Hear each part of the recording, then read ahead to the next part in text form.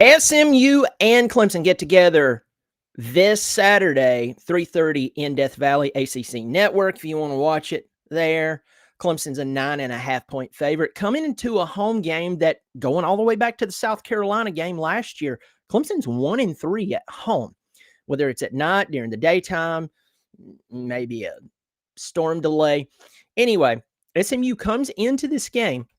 They're 4-2, 2-0 in the ACC. Of course, Clemson just evened up their record for the year, 3-3. They're 2-2 in the ACC. And SMU is one of 5 teams in the ACC that is undefeated in conference play. So this is a big deal, especially for SMU, to try to get back to the conference championship game in Charlotte. Clemson, on the other hand, just clawing with what nails they have left to salvage anything of this season. And so this is a big one I'm going to dive into in a second. Hey, I'm glad you're here. If you love Clemson football, I hope you'll subscribe. It is free. Hope you'll pass along in your forums, Facebook, etc. I do appreciate it. So, SMU coming to town with Rhett Lashley, the head coach, took over this team. He's done well.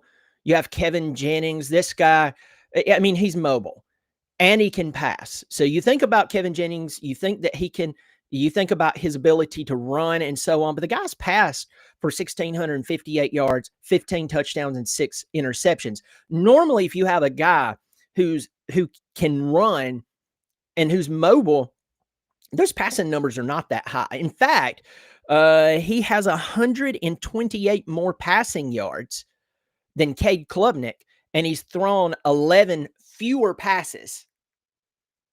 Okay, if that's too much for you this morning, it's totally fine. I had to think about that for a moment myself. But anyway, for a guy who's mobile and who you have to respect him leaving the pocket, maybe sprinting out, extending the play, this guy sure does have a lot of passing yards. Now, this team lost a lot of experience on defense from last year coming into this year's. I think they have something like 5 returning starters, something like that. But here we are going into game 7 for both teams. So this whole preseason thing, what people thought of either team, and not only these teams, basically every team in college football, we're now at the point that we pretty much know the champs from the chumps. We know, I'm trying to think of something else that's kind of funny and clever there. I can't think of it. Posers versus, who's for real. There we go. I tried, y'all. SMU 4-2, 2-0. Clemson 3-3, 2-2 in the conference. It's just really interesting to me. Coming into this game in Death Valley, normally you would say SMU's got their hands full. Now, of course, Clemson's a 9.5-point favorite, but not to, beat a dead horse. When has that mattered in recent history? As I said, they are 1-3 in their last 4 home games. The last time they played at home, they got the crap beat out of them by Syracuse. And now they're coming back home after beating 2 of the worst teams in college football, not the ACC, college football. And we saw incomplete games played there. It's just the other teams they were just that bad. So this is really a toss-up for me. Now, without me rehashing everything that I always talk about, which, by the way, nothing has changed, and I'll believe it when I see it, I'm going to leave that there. The key to this game for Clemson is to control Kevin Jennings on the defensive side of the football. But that's not just on the ground. That's in the air. Did you hear me? The guy has passed for 1,658 yards and 15 touchdowns. It's not like this is a run-first quarterback. He's not. You have to respect that if no one's open, he can extend the play or he can scramble. But you can tell by his numbers, the first thing he wants to do is get the ball downfield. Because it's quicker to throw a pass downfield for 30 yards than it is to try to run for 10. Think about it. So this guy, someone's got in his head, probably Rhett Lashley, go figure, That, hey, trying to run around, scramble everywhere. And, it may be exciting. It may get the crowd all hyped up and stuff. But yardage is yardage. And also, when you throw a pass downfield, most of the time you're not taking hits left and right. You're not as exhausted. So change your mental philosophy. Clemson's defense has to bring controlled pressure on this guy, not allowing a collapse on either side of the line, or even in the middle of the line, where they get spread out and it looks like a horseshoe that gets broken, and all of a sudden Kevin Jennings can take off running. It's Kevin Jennings one-on-one with a linebacker, and I don't know if you want that. So for Clemson's defense, they first and foremost have to stop Kevin Jennings in the air and the ground. Keep him guessing, where is the pressure coming from? Now let's pause there. With Penn State, Tom Allen actually controlled this guy. But the rebuttal to my statement is that Penn State defense, they didn't look like Clemson's defense has looked for the past, well, how many years now? As it started to go down. Missed tackles left and right? No. So the question is, can Clemson's defense play a complete game of football, a complete 4 quarters, and control this guy? Normally, I start off with Clemson's offense because, well, that's the low-hanging fruit, but we know the state of Clemson football right now. Let's flip over to the offensive side of the football for Clemson. Klubnik's passed for 1530, but we know he struggled. We know that when guys were wide open, he has missed them. He has progressed over the past 2 games, but you have to ask yourself, and I'm a Klubnik fan. I'm a Klubnik apologist.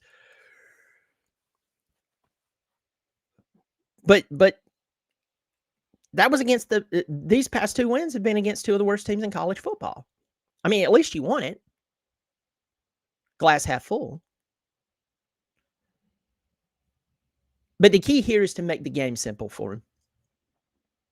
Simple plays, creative, pre-snap motion, 2 backs in the backfield, take shots down the field, get Tristan Smith downfield. Don't run plays to a 6'5", 220-pound, 215-pound guy that you would run to a 5'10" slot receiver. That does not make football sense. And by the way, every time they try to do that to Tristan Smith, it fails. It fails. So it's not like, oh, he's proved me wrong. No, he's proven me right. The play calling needs to utilize this guy's size. Bryant Wesco has 31 receptions for 537 yards and 6 touchdowns. Wesco has not fallen off. Sure, he may have had a drop pass here or there, but overall, Bryant Wesco, there has been no fall off from this guy. And so I would be utilizing Bryant Wesco to the fullest. Take shots downfield to Bryant Wesco. He will go up and get it. We need to see the tight end involved in this game, whether it's Sapp, Pat Henry, Bettenker. Bettenker can play, y'all. He was highly recruited. Use these tools that you have. I'm going to back off on running Cade as much. The past 2 weeks, I said, hey, some design quarterback runs. I would say only do that a couple of times the entire game, especially after he got banged up. And then I want to talk about the running game. Adam Randall didn't have that great of a game last week, but how many times did they run him? Not that many times. And then they brought in Keith Adams Jr., someone I've been talking about. 2 years ago, this guy was getting reps with Shipley and Maffa, and he looked good. And then over the past 2 seasons, last year and this year, he's fell off the map. Well, he comes into the game. I don't even care if it is cleanup time. We've seen this guy get the ball and get 4 and 5 yards. I mean, hard running. I mean, it's just ridiculous. And they're not using him. And so I really think that they could soften up the defense by rotating Randall, and then bringing in like Gideon Davidson, then bringing in Keith Adams Jr., then bringing in David Easy. And I'm not saying one play per guy in a row, but I'm saying with have some nuance there. Let's use some logic. Hopefully you can get what I'm saying. Rotate these guys to where you have fresh legs back there. And the defense is like, good grief, they're coming in waves. You know? And I think that would work. I think it would be worth trying. And getting Keith Adams Jr. back in the rotation because, guys, he can run the football. He's not Barry Sanders, but he's not Pee Wee Herman. Put him in there. And you have to play 4 complete quarters of defense and offense, and that goes without saying, but Clemson hasn't done it all season. Go back to that Georgia Tech game on offense. Clemson's quarters 2, 3, and 4 was pretty doggone good. The first quarter was so bad and had so many mistakes there. That's what gave Georgia Tech, and kudos to them, not taking shots at them. If there's any, 2 or 3 Georgia Tech fans in here's like, see, he doesn't respect us. You haven't been watching my videos.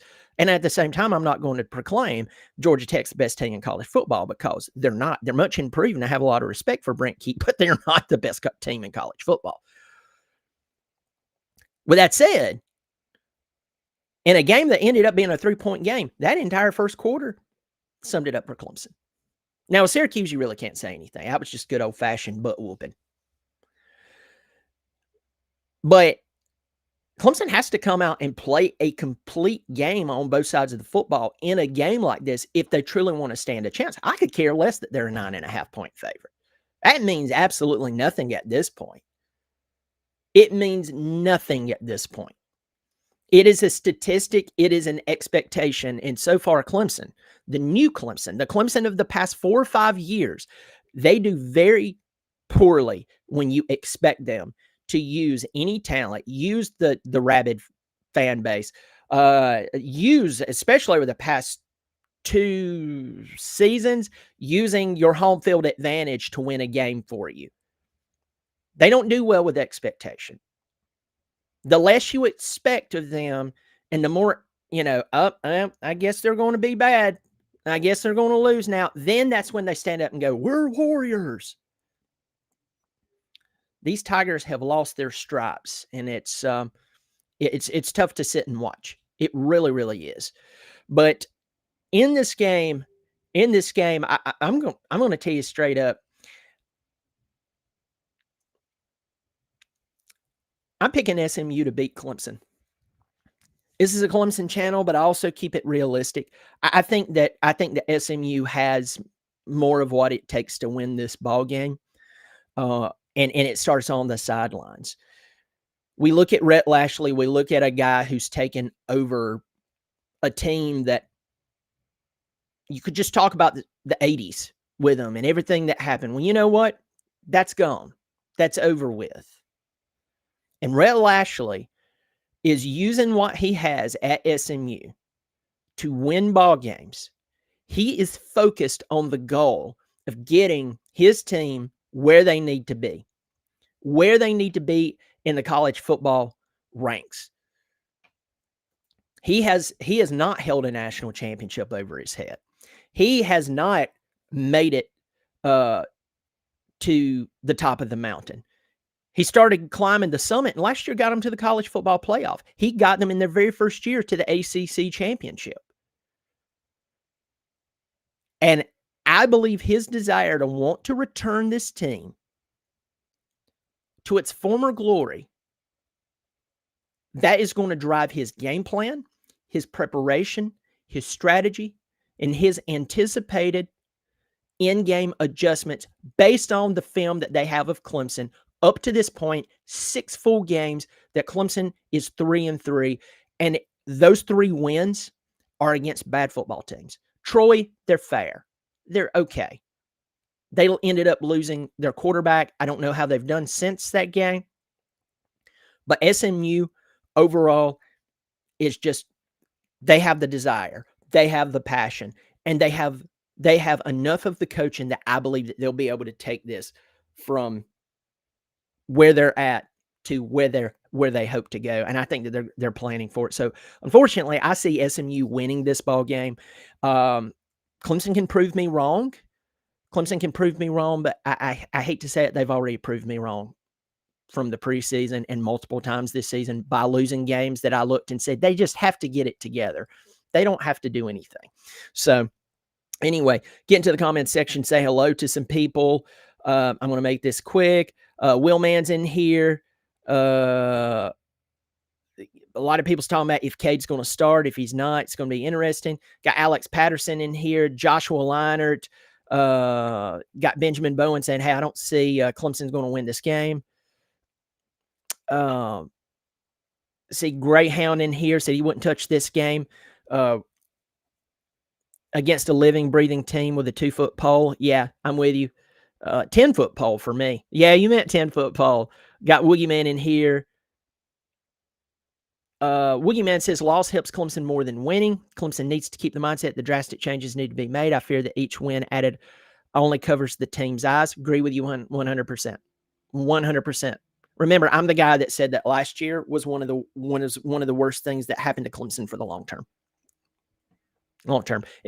Folks, listen, if you are a short term, don't think in the long term, dopamine addicted type of person, last year was your cup of tea. How did that pan out for this year? Not very well. Got Harriet DeWine in here. Good to see my man. Jonathan Benton. Got Lee Harden.